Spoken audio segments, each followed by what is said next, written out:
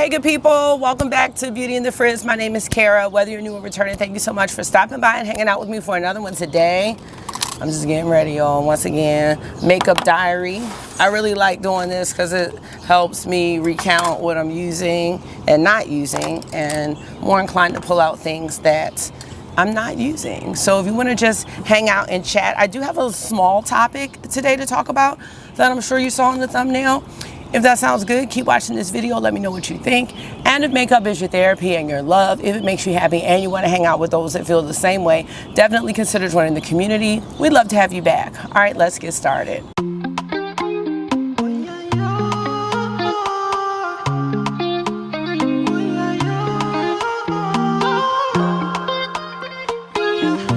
So how are you? Y'all know I'm doing my same little routine, so I'm not even going to get into all of that. Ooh.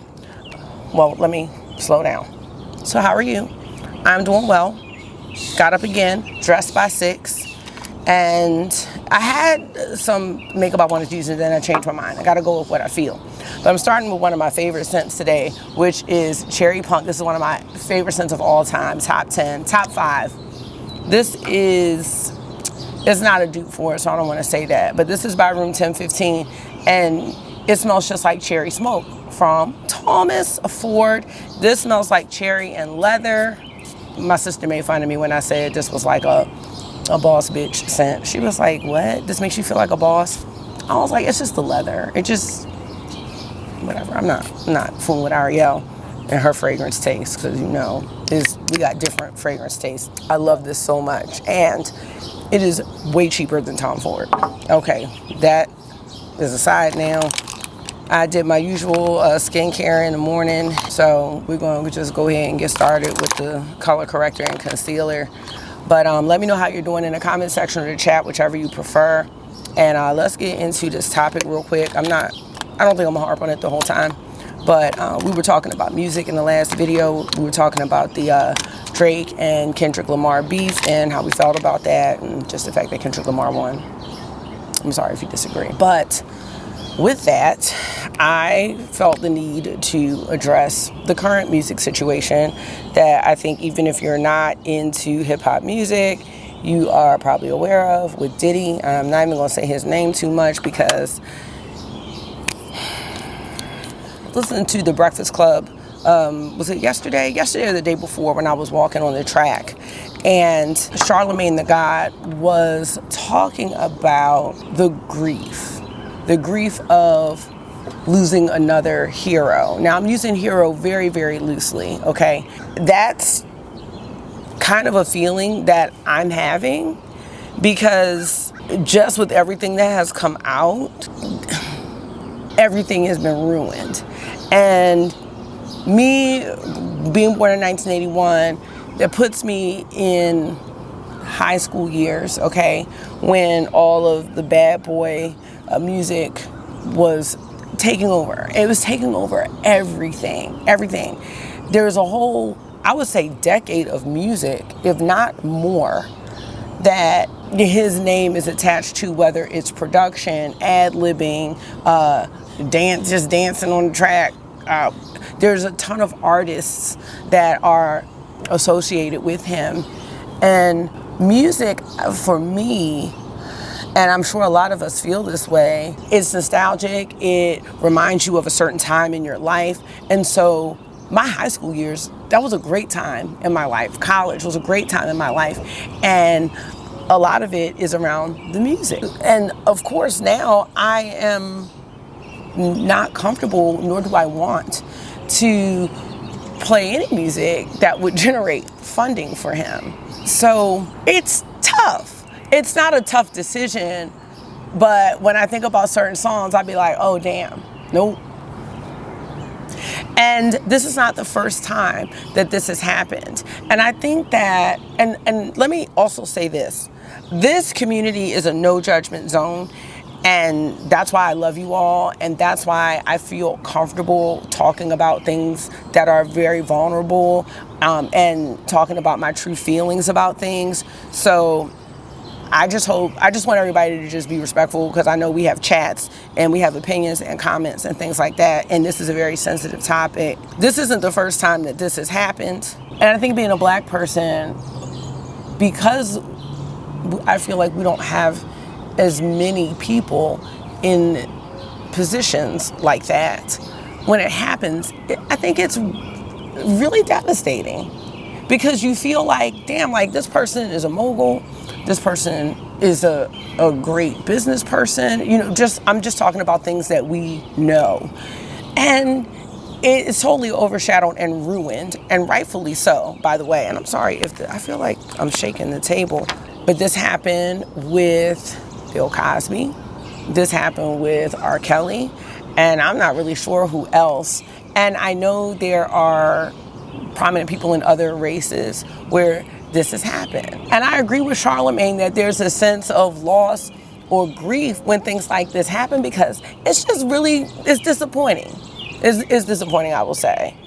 As I'm editing this, I just want to share, like, the feelings that I'm talking about of loss and grief are nothing compared to what the people who have really been through the situation are going through and will continue to go through. So I just wanted to share that, because, you know, what I'm talking about is really on really a lower level, just as somebody that was a fan.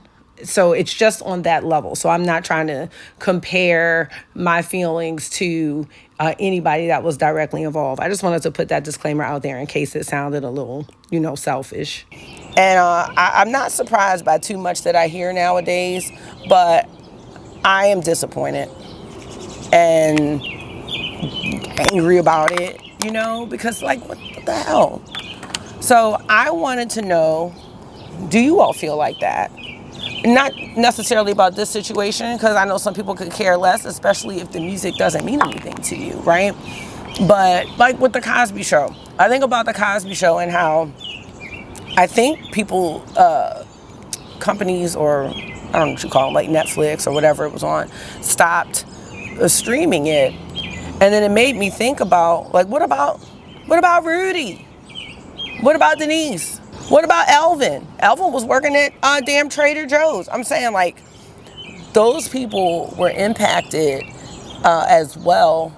And I wonder how this will impact any artists that were associated or that are associated or were associated with Diddy, because I feel like you are done, sir. You are done. I'm not done with, like, the artists that were affiliated with him. I don't even know if they knew, you know. And some of the people that were affiliated with him or his music aren't anymore. But I don't know, like, does he get money? Like, if I listen to, I would say, like, someone like Lil' Kim. But then I don't even want to hear him ad-libbing on there. Or Biggie. You know, Biggie, y'all. Like, how? So I wanted to know what y'all thought about that. I'm not going to harp on it too much longer, but I was really curious if anybody is feeling this way. So let me know. Yeah, because that's like a big thing that's going on, because so much is, okay, this sprayer is not, oh no, this sprayer is not doing it. You know what? I've had this sprayer and the one from the Cali Ray setting spray. Like, at first they're so good, and then oh, here we go. But then they get difficult to use. And the one from Cali Ray actually stopped working. But there's so much more coming out about the situation where I'm just like, what's next? Like, I see that there's going to be a lot. And then, I don't know, it just makes me think about, like, what in the world is going on in the industry like that, and just how much power people actually have. I think I really have no idea, like, what's really going on. For foundation today, I'm going to use a mix. I'm going to use the Ambient Soft Glow Foundation from Hourglass in the shade 10.5, and I'm also going to do a pump of the Dior Forever Glow Star Filter, and then I'm going to change my position. I'm not going to try, because we had this issue with the sun yesterday. Okay, I guess that works. I also want to thank you all for like all your comments on the last video. Like, just like I said, being vulnerable, sharing how you feel about education. All these things are very, very touchy topics. And oh my gosh, I just posted something in my story. I'm moving on from that discussion, by the way. We can keep talking about it if we're having a chat. But this is a lot for me. Ooh. We were talking in the chat, or I was talking in the video about education, and you know, just how I feel like I don't like it. And standards are being lowered and things like that. So let's talk about this. I put this in my stories, and there were two black women having a discussion, and basically, I saw this in the middle of the night. I was up with August because it's asthma. One of the ladies was saying that we don't grade behavior. And if a child does not turn in an assignment, we can't give them a 0, or we shouldn't give them a 0, because we're actually grading the behavior of them not turning in the assignment, and we're not grading whether or not, I guess, they have mastered whatever content that we are trying to see if they've mastered. Now, some of you may agree with that, and some of you may not. I am with the may not. I do not agree with that. Actually, the lowest grade I'm allowed to give my students is a 50%. And I'm like, well, what if they earned a 30%? Like, legit earned a 30. The lowest grade I can give them is a 50%. I am not sure of the rationale. I've never been told the rationale, but I have been told that I can't give my students lower than a 50. So if they don't turn something in, I'm also supposed to give them multiple chances to turn work in. Now, here's the thing. We have so many kids dealing with so many different situations, and some of the students that I have taught over the years have dealt with things that I have never, and hopefully will never, have to encounter or experience.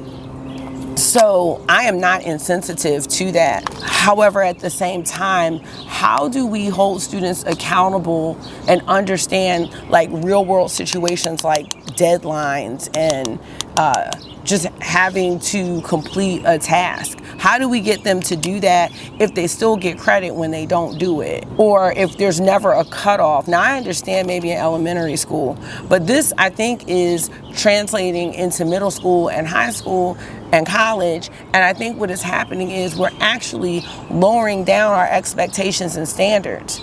If something is going on, if there's some sort of trauma, I understand like elementary kids may not be able to articulate that, but I'm also hearing from a lot of you and other educator friends that I have on Instagram that even college students are having trouble with writing skills and things like that. Even college professors are being taught to make their content engaging so that the kids, we can keep up with the short attention span that many of us have now, including myself. I'm just aware of it because I wasn't always like this and I can catch myself. But for people who have grown up in this time of like TikTok and social media and all of that, I don't think they can catch that because they don't know any other way of being. And I think that's why the short form content on YouTube and Instagram and TikTok has really taken off, because we're just used to quick info, like, and then on to the next thing, on to the next thing. And that's why you can get really caught up in Reels and Instagram and TikTok and Shorts. And that's why, you know, the algorithm is catering more to YouTube channels that are doing that, because that's the wave right now. And then there's still some of us who enjoy the long form content, but that's why you're seeing so many people that do reels, and some of the reels don't even be good. But, and I'm saying that all with love. Like, I'm not an expert with reels or anything like that, but you know, you see some people doing reels and you be like, they're better at long form content.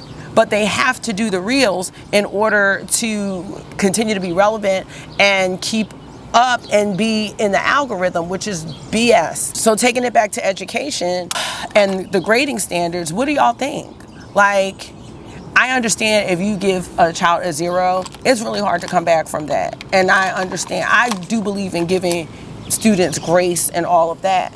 But if a student is not coming to school, if a student is just not doing the work, I'm not grading the behavior, I'm grading what's absent, which is the work. Like, I can't grade a standard that I don't have evidence of.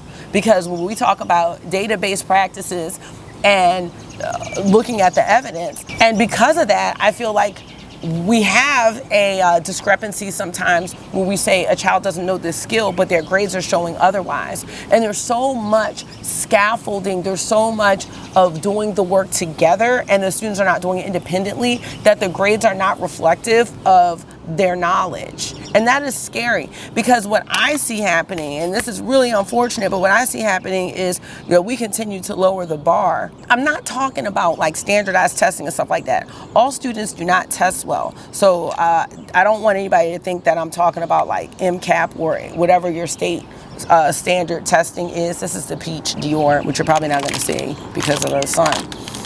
I'm talking about whatever way you're grading, like maybe you're using a rubric, or maybe you've given students multiple, like a choice board of how to demonstrate their knowledge.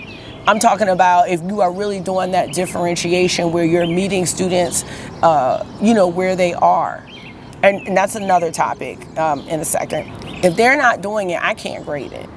And I can't make them do it. And I've told my students that, like, I'm gonna be up here teaching, but like, you could be sitting there just quiet and but your mindset, or you're not focused. And that's why I think it's really important. Like, we do teach a lot of socio-emotional behaviors right now, especially coming off of COVID, but I don't think that we're teaching a lot of academic behaviors. And I think that we are catering a lot to, and I'm not saying this in a bad way, but like, these dogs, y'all, there's so many learning differences, but I'm not saying that. I'm just saying, if you have students that are going to be expected to sit in a lecture hall, then when do you have them sit and listen to you talk? I'm just saying, just a taste. I'm not saying the whole time. When do you have them practice taking notes or copying something from the board? A lot of times, like, they don't want us to do worksheets. They don't want us to do anything. And I'm like, well, when do they build up that academic endurance of being able to sit? I mean, there's so many different things. Listening to someone else speak. Because I remember a time where you got a grade not just for the presentation, you got a grade for being a good audience member, a good listener. When do we do that? Because that's not happening. That's not happening. And they want me to shuck and jive and tap dance. And I'm like, that's not my career. That's not what I signed up for.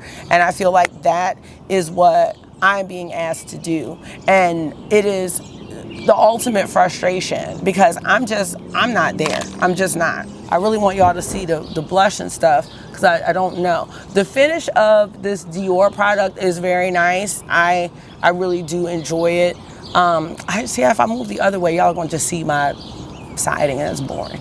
All right, that might be somewhat better.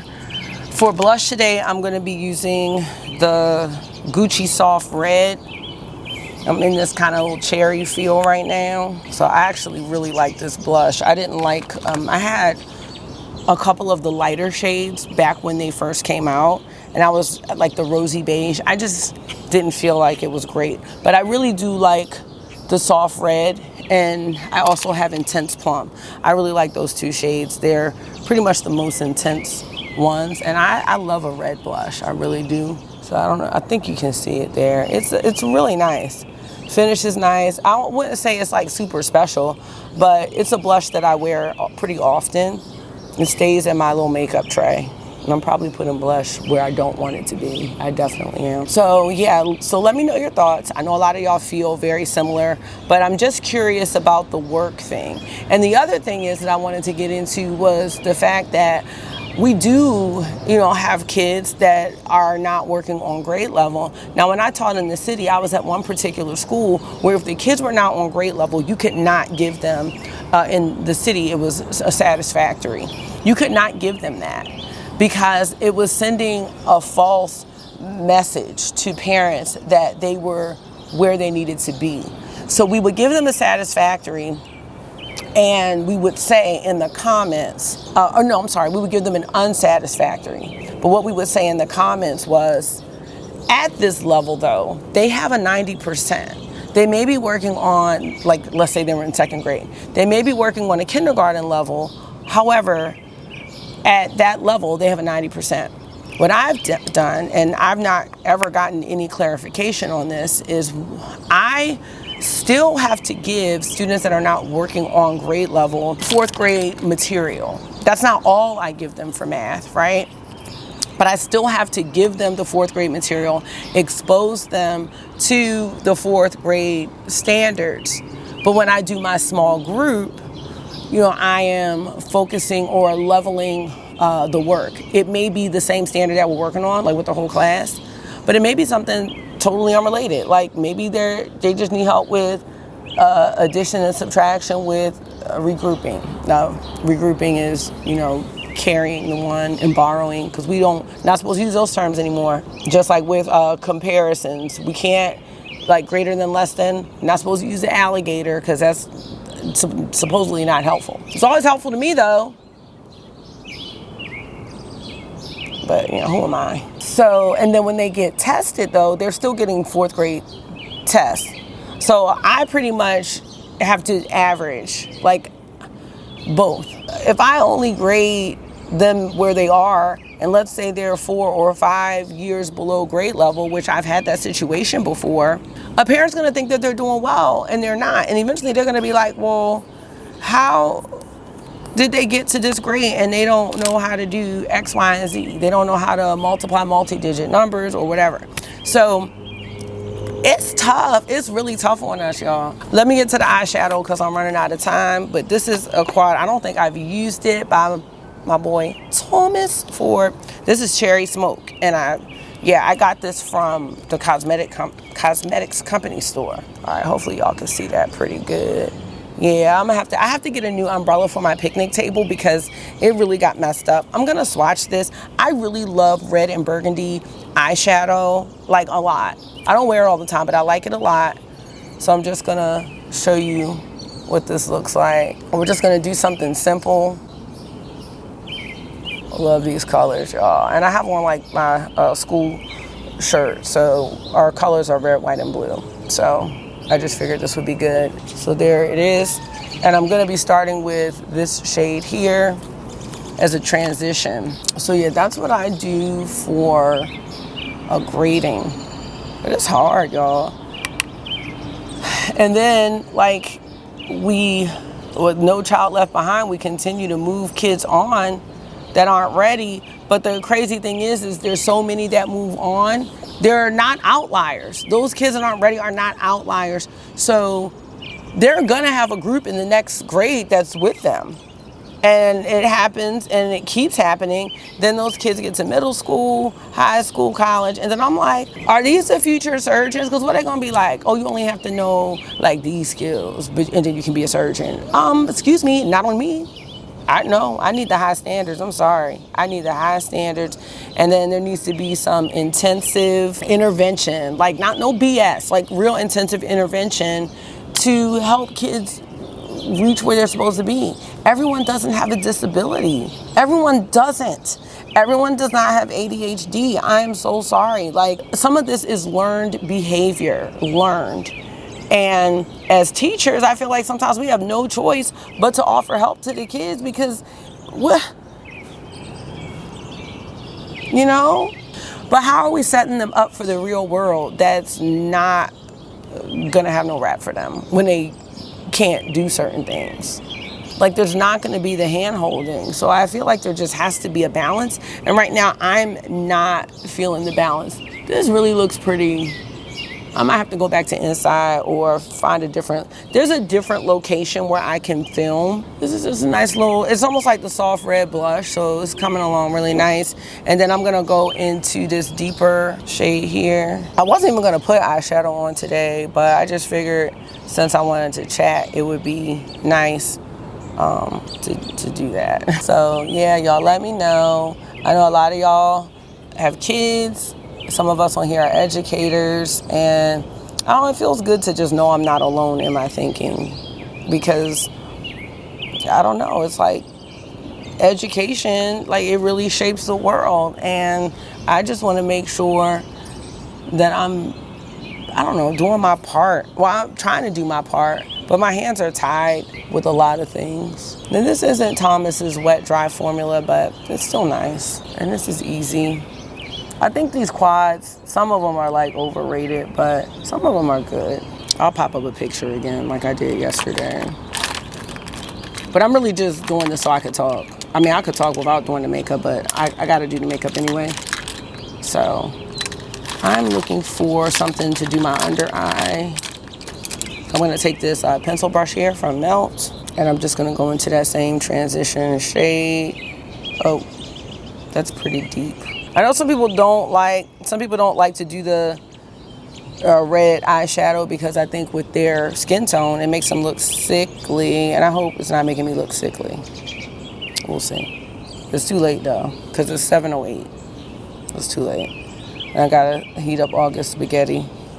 Yeah, August asthma right now, and August can't keep his butt inside, so it's tough. I mean, because he's 8, and then when you take the albuterol, you know, it makes him hyper. So that's the problem here. All right, I am just going to. I thought I had a little highlighter, but I don't.